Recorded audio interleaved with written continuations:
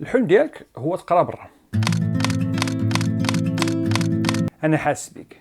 داكشي علاش بغيتك تعرف واحد النصائح اللي هما مهمين بزاف واللي اكيد غادي يعاونوك باش انه تحقق هذا الحلم هذا. هذه الحلقه عامره بزاف ديال النصائح اللي انا اكيد انهم غادي يعاونوك وغادي يعرفوك اكثر على كيفاش ممكن تقبل في منح سواء في كندا او في بلد واحد اخر. داكشي علاش ما فيها بس تخلي واحد سبسكرايب لانه غادي يوصلك الجديد ديال هذه المعلومات هادو وديال المنح اللي غادي يكونوا في الاهتمام ديالك. وخلي واحد سبسكرايب راه غتاخذ لك 3 ديال الثواني واجي تشوف معايا الحلقه ديال اليوم اللي عامره معلومات. بعد اول حاجه كيف ما كنعرفوا فباش تدفع لاي حاجه فضروري خاص يكون بزاف ديال المراحل باش انه تكمل هذيك الحاجه اللي غادي تدفع لها. يعني كنقولوا البروسيس. فالبروسيس راها ماشي سهله ولكن كدوز مجموعه ديال الخطوات اللي خاصك تاخذ الوقت ديالك في كل خطوه باش يكون التقديم ديالك لهذيك المنحه صحيح 100%.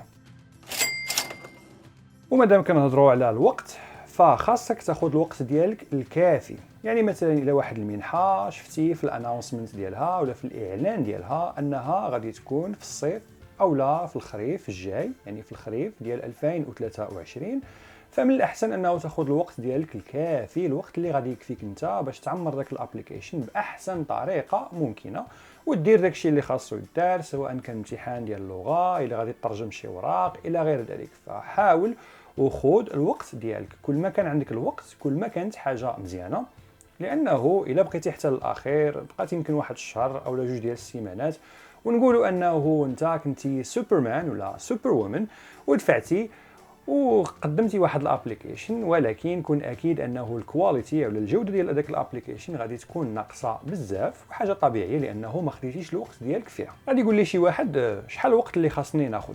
هو كل ما كان الوقت بزاف كل ما كانت حاجه مزيانه، ولكن كنصح انه ديما تخلي واحد السنه اكاديميه. مثلا الا كنتي انت في السنه الاخيره ديال الاجازه وغتدفع الماستر، ففي السنه الاخيره ديال الاجازه تبدا تفكر في هذيك المنحه او لا في الجامعه اللي غتكمل فيها الدراسه ديالك. ايضا الا كنتي في البكالوريا فبطبيعه الحال السنه ديال البكالوريا عارف غادي تكون مشغول بالامتحان والمواد الى غير ذلك، ولكن حتى انها ديرها في البال ديالك وتوجد باش ما تضيعش الوقت وتمشي مباشره، يعني مورا ما تاخذ البكالوريا ديالك ان شاء الله انه تمشي وتكمل الدراسه ديالك في وحده من الجامعات اللي انت باغي تقرا فيهم، وبطبيعه الحال في الحاله ديالنا الجامعه اللي كاينه في كندا. ولكن بلاتي كيفاش انا ممكن ندفع لواحد المنحه وانا مازال ما خديتش اهم حاجه هو داك الدبلوم، يعني الدبلوم ديال البكالوريا ولا الدبلوم ديال الاجازه الى غير ذلك؟ هذا سؤال مهم بزاف وسؤال زوين صراحه، كيبين انه انت سمارت ذكي ما عندي ما يتسالك. اذا اللي بغيت نقول هو انه فاش كون كتوجد المنحه ديالك فبطبيعه الحال انت كتوجد انه غادي تاخذ هذاك الدبلوم في النهايه ديال السنه، وغادي يكون هو اخر حاجه. يعني بدا توجد، بدا تشوف الجامعات، بدا توجد الابليكيشن ديالك، بطبيعه الحال هذاك الدبلوم غيكون هو اخر خطوه اللي غالبا غادي تاخذه قبل الموعد النهائي ديال هذيك المنحه. كيف ما قلت لك كل ما خليتي الوقت بزاف كل ما حاجه مزيانه، وكل ما بديتي توجد بكري فهذه حاجه اللي غادي تعاونك بزاف.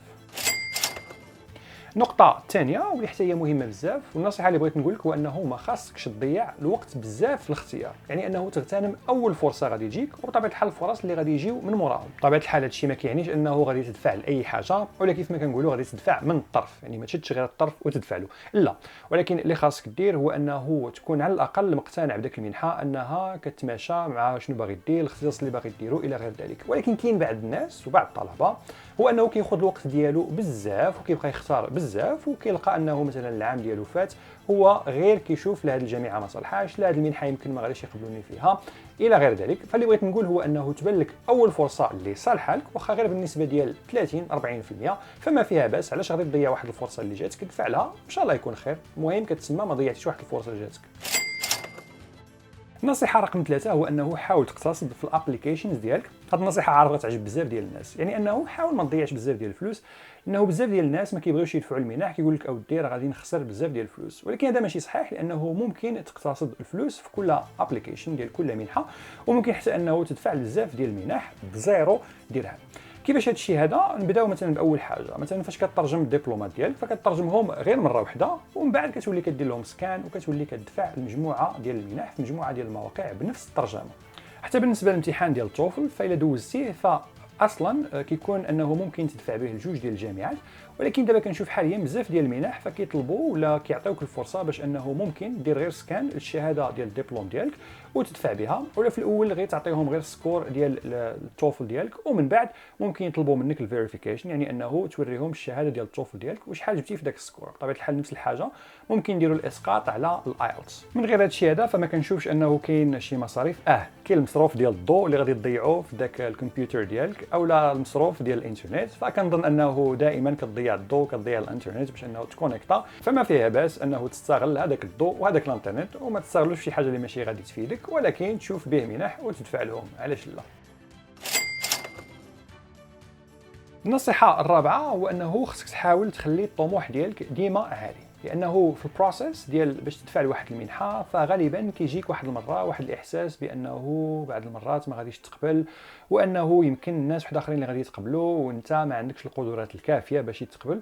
ولكن هذا الشيء هذا راه ماشي صحيح، لانه اهم حاجه هو انه انت غادي دير اللي عليك وغادي تدفع.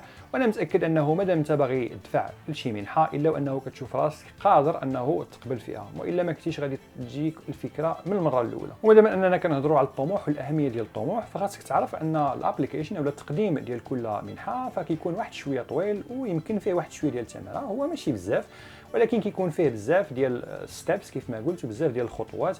وبطبيعه الحال هذا الشيء هذا كيبغي شويه ديال الصبر، كيبغي شويه ديال الوقت. فانت باغي تقرا في كندا ولا باغي تقرا في امريكان ما يكونش عندك الصبر باش انه تعمر واحد الابليكيشن. كنظن الى ابليكيشن وحده قتلت لك الطموح ديالك فانت اصلا ما مؤهلش باش انه تقبل في هذه المنحه هذه. المهم غير بيناتنا وصافي. النصيحة رقم 5 هو أنه دائما فاش تكون كتقرا سواء في سيكل الإجازة الماستر أو حتى في سيكل البكالوريا فخلي واحد العلاقة اللي زوينة بزاف مع الأساتذة ديالك، بطبيعة الحال في إطار الاحترام، وبطبيعة الحال أنه تحاول تكون دائما واحد الطالب اللي هو متميز، يعني الأخلاق ديالك عالية، وطبيعة الحال النقط ديالك والتمييز ديالك يكونوا ديما كيهضروا عليك. علاش قلت هذه الفكره هذه؟ لانه بزاف ديال المنح ولا غالبا فكيطلبوا منك ما يعرف بالريكومنديشن ليتر، يعني انها رساله ديال التزكيه باللغه العربيه. يعني كيطلبوا الشهاده ديال الاساتذه ديالك او الناس اللي خدموا معاك فشنو كيقولوا فيك، وهاد الناس هادو كتكون عندهم فرصه باش انهم يهضروا على التجربه اللي عاشوها معاك. داكشي علاش حاول انه تكون دائما كتبان الاساتذه ديالك او الناس اللي خدمتي معاهم انه انت واحد الانسان متميز. قبل ما ننسى، غالبا هاد الريكومنديشن ليترز كيكونوا ما بين الناس اللي اختاريتيهم انهم يهضروا عليك وداك الجامعه، يعني غير كيصيفطوا لهم واحد الرابط وهما كيعمروا داك المعلومات او داكشي اللي بغاو يقولوه، فانت ما كتشوف حتى شي حاجه. يعني الا بغاو يكحلوا لك الدواسه فما غادي يحبسهم حتى شي واحد. خلي علاقتك مع الناس مزيانه، راك عارف. نصيحة رقم 6 المهم 6 والاخيره هو انه ما تضيعش الوقت. يعني الفرصه الا جات اليوم تقدر ما تجيش مره اخرى، ما تضيعش الوقت، ما تقولش حتى العام الجاي ولا ما تقولش حتى الدوره الجايه. فمن دابا الا عندك اهتمام باش انه تكمل الدراسه ديالك على برا وان شاء الله انت تاخذ واحد المنحه، فبدا من اليوم بدا تقلب.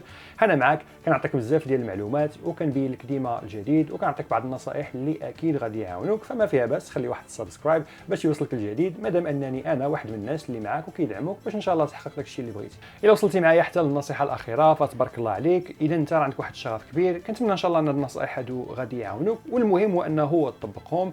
والا شتي نصائح كاملين وعجبك هذا الفيديو هذا فخلي لي تحت واحد التعليق قول لي الراي ديالك وشنو هي اكثر نصيحه اللي كتشوف انها غادي تعاونك، وطبيعه الحال الا عندك اي سؤال فخليه لي وان شاء الله غادي نجاوبك. والمهم هو انه دير واحد الاشتراك باش ان شاء الله يوصلوك الفيديوهات اللي جايين، لانه مازال كاين بزاف ما يتقال. واهم حاجه هو انني غنعطيك معلومات على منح اللي غادي يعاونوك باش تكمل الدراسه ديالك في كندا او لا في بلاصه واحده اخرى.